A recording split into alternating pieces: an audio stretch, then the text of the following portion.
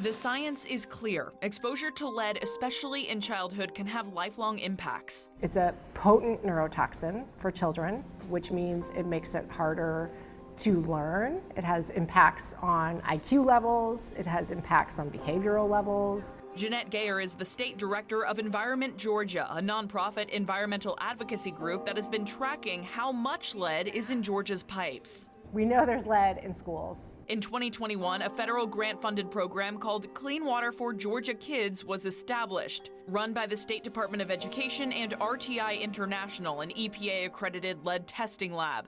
Any school or child care center in the state can sign up to test their water for lead. The grant money fully covers the costs. But because no state law exists requiring testing, the program is voluntary. 11 Alive News investigates analyzed the data and found as of November 2024, only 15% of Georgia's schools have completed water testing through the program.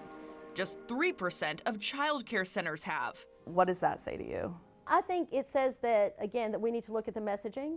Pam Stevens is Deputy Commissioner for the Georgia Department of Early Care and Learning, which oversees the 4,300 child care centers in Georgia.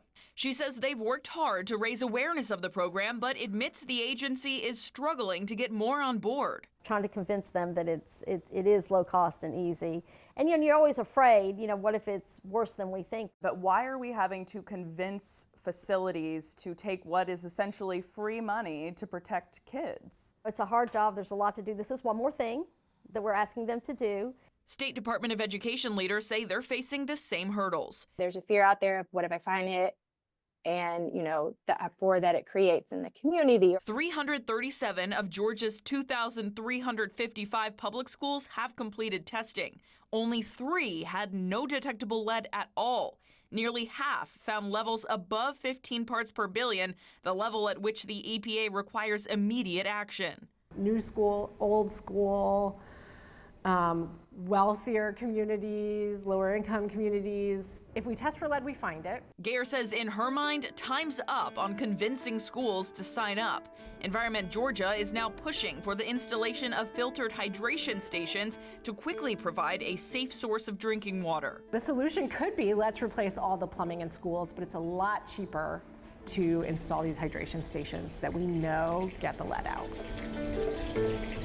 Gwinnett County Public Schools started testing this year. The district now working to ensure all taps are at 8 parts per billion or less. That's below the federal action level, saying that work should be complete by early 2025. For 11 Alive News Investigates, I'm Savannah Levins.